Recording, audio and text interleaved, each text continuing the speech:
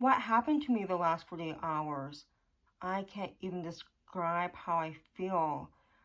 I ended up being okay all this week, and it got bumpy over this weekend. I felt calm and relaxed. My homework was done. I was really happy about my exercise last week, and just a couple days later, everything changed. And this is such a very, very sad 48 hours in my whole entire life. I blew up like a volcano, my emotions erupted, I was running off fumes, I didn't eat that often, but I'm gonna go into story detail of all the events that happened. So again, this is not something that I witness every week, but sometimes it flares up like this. So it all began on Saturday night. I got a text from my provider, and it was a very hard message to read. It was about how she had to help my other provider, and it was a family emergency. So they took the whole week off, and my provider Jenny let me know ahead of time because they know that I don't do well with changes. So I immediately got a text at 8:30 on Saturday night. As soon as I read it, I was like, think of all the outcomes of the situation. And of course, it's personal to their life. I don't need to know all the details. I just needed to know why. And it was the reason of a family emergency, and they had to take the week off to sort things out. So now they don't have jobs for the week because they have to take care of personal life, which matters first, and then business. But I was texting her back like 30 minutes after she originally texted me, and she was just like making sure I was okay. And then I sent her, Jenny, a text, and it was one of the things that triggered her into calling me right away. We talked for an hour. She was at her daughter's house because she was spending some time with her, and her daughter witnessed my emotions. When she picked up the phone, she actually called me, but when I picked up the phone, she picked up the phone too, and she didn't know what she was gonna get herself into because I was already in a panic attack mode. I immediately felt my chest beating fast, and I was trying to hold my breath, but that didn't work out. I was trying to breathe, and I was hyperventilating, and I was trying to talk, and I was in the worst mindset. And as you could tell, I was crying because you can see these red bags under my eyes. It's not a sunburn. It is actually crying tears. It's like a red burn, but tear burns on my face because I've been rubbing my eyes so often these last 48 hours. Jenny was trying to talk through the situation with me, and I was just breaking down by the second. I was outside in my backyard putting my rabbit snuckers to bed, and I was out of control. Her daughter had to chime in to help me calm me down too and explain things better, but I felt bad, like really bad, that my provider's daughter had to witness my emotions, even though I'm close to Jenny as a working relationship. It was heartbreaking to not control myself and for her to watch me because she doesn't know me that well. I have only met Jenny's daughter 5 or 6 times within these last 2.5 years when working with Jenny. But I know that her daughter is nice and kind and caring, but at that moment, I knew it was serious when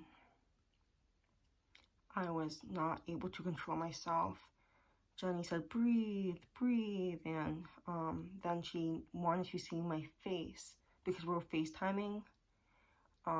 I usually hide my face if I look like this, or if I'm crying, or if I'm like really red. But I went upstairs, I closed up the garage, and I had to like calm down for like a couple seconds, and then I showed my face to her. And it was hard, but like she knows who I am, and she knows that I'm emotional, and I didn't feel bad, but it was just like what she needed to do was see my face to make sure I was okay. Then we talked for a little bit longer. I showed her and her daughter all the food I got from my shopping trip. I talked to her about things that happened, and I knew that she was trying to calm me down, and she stayed on the phone, which matters a lot too.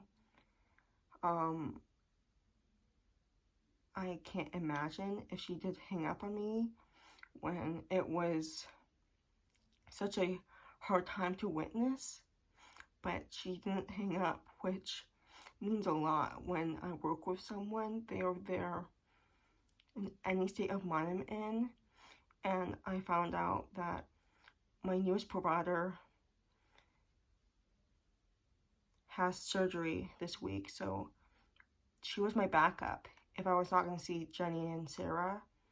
And when Jenny told me that news on the phone call, again, emotions, volcanoes, like like all my anger, all my tears, like all of what I've been feeling bursted into flames.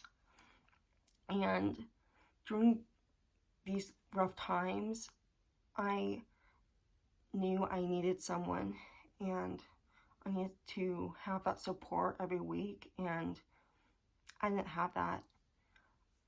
That was one of my fears, is making sure that I get to see one provider every week, no matter if one cancels, one is busy.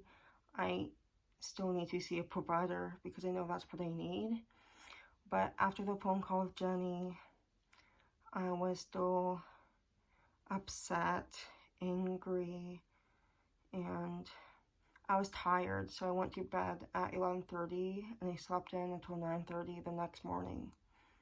So then it was Sunday morning, and it was my dad's birthday, so we celebrated that. But there was construction going on like right there beside our house. They were redoing their house, so there was cement that needed to be broken up.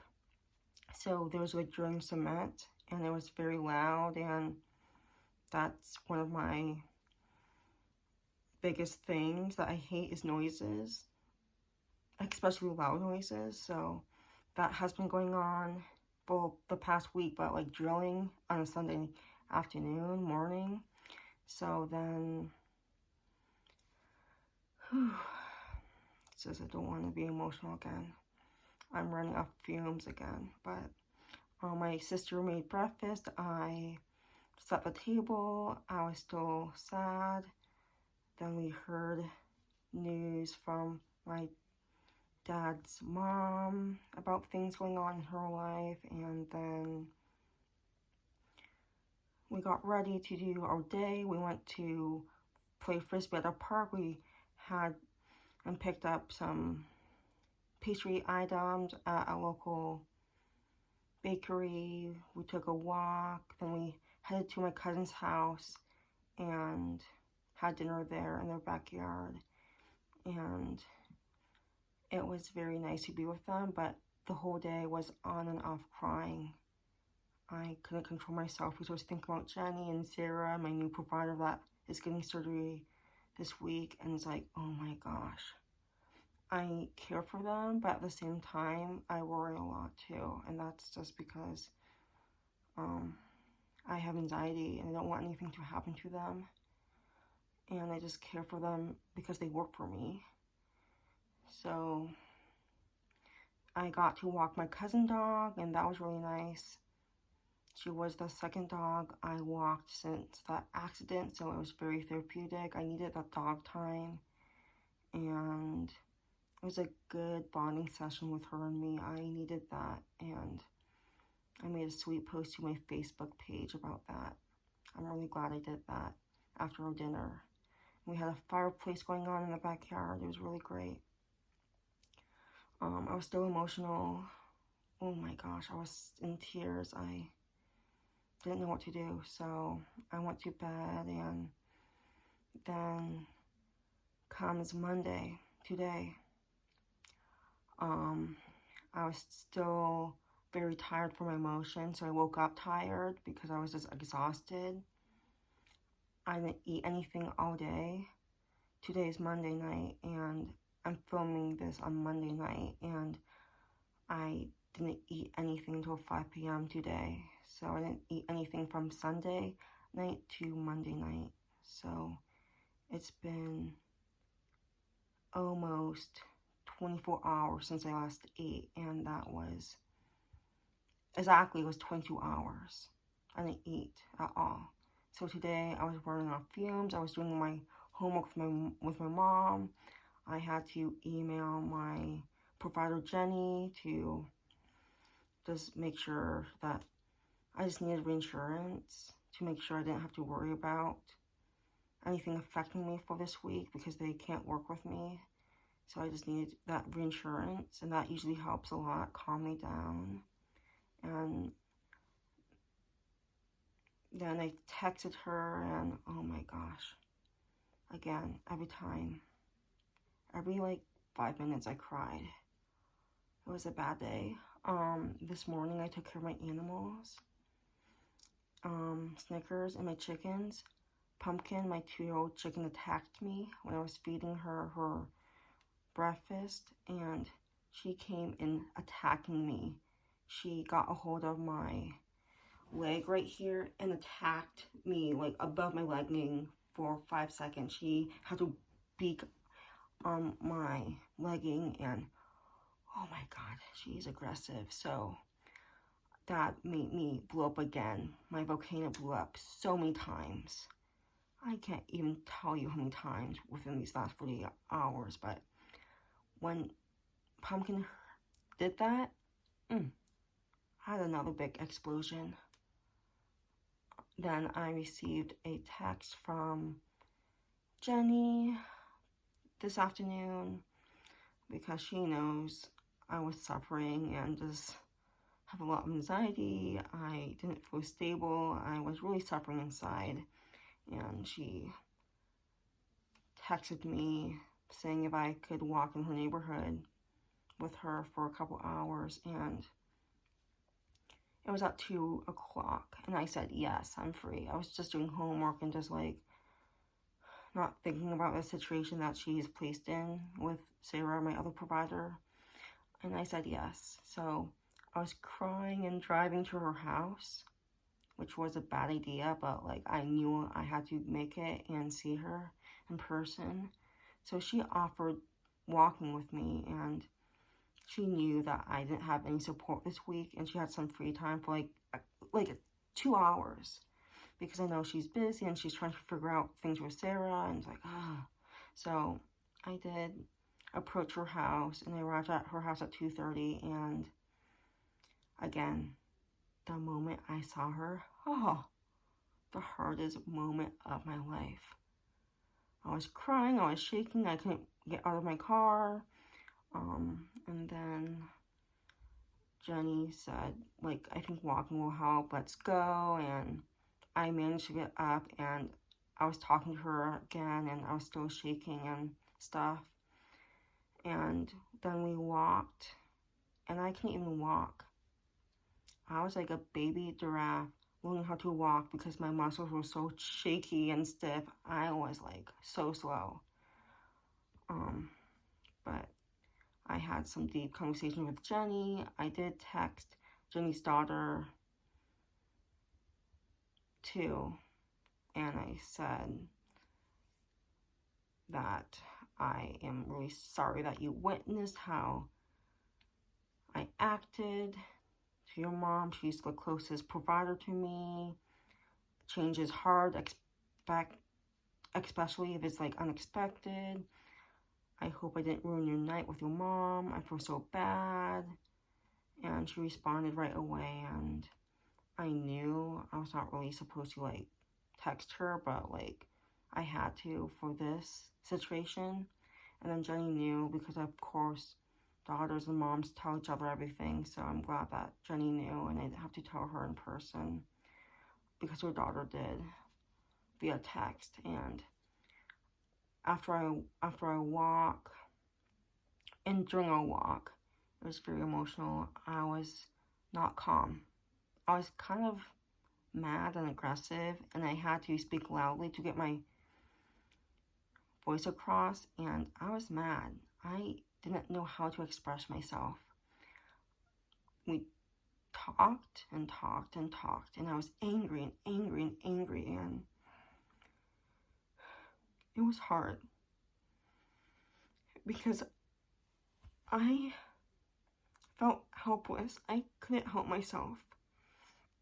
She is supposed to support me, which she did, but it makes it that much more harder when I don't know what's wrong with me and I don't know what to do. And the walk was pretty verbal. I had to express myself in a very strict way because, again, all my feelings were like right here. But other than that, the moment I drove home, oh my gosh.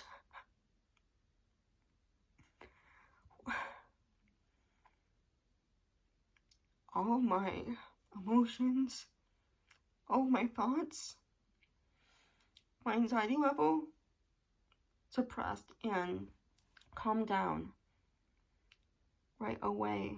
I just needed to see Jenny to make sure that she was okay and I would be okay too. And I was glad that she was able to sacrifice her important time to walk with me and work with me then. It was the most meaningful thing ever, and I did get that support this week. And it's going to last me through the week because I don't need any more supports than that moment. Her supports were so strong that it can affect this whole week, and I know it will in a drastic way. But I just wanted to just tell you that I'm having a rough time. I'm not going to tell you everything, but I am suffering, and I did. And I still am tired and running on fumes. I didn't eat for 22 hours. I was doing homework. I was just like, okay, But Jenny, oh my gosh. And yeah, some of the conversations, oh my gosh, they were really helpful. And I felt reconnected to her. But I still felt that if she can't support me, because sometimes she says like, oh, like, it's a good thing, but it's hard to support me in the ways she thinks is right because I'm such a different person, and it's very challenging to work with me sometimes, and it's a good thing, she says, but sometimes, wow, my patience, my aggressiveness towards myself, wow.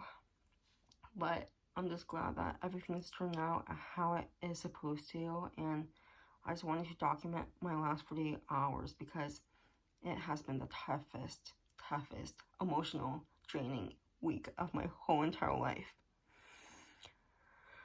I can't tell you how many times I cried, how much intensity of my emotions bottled up.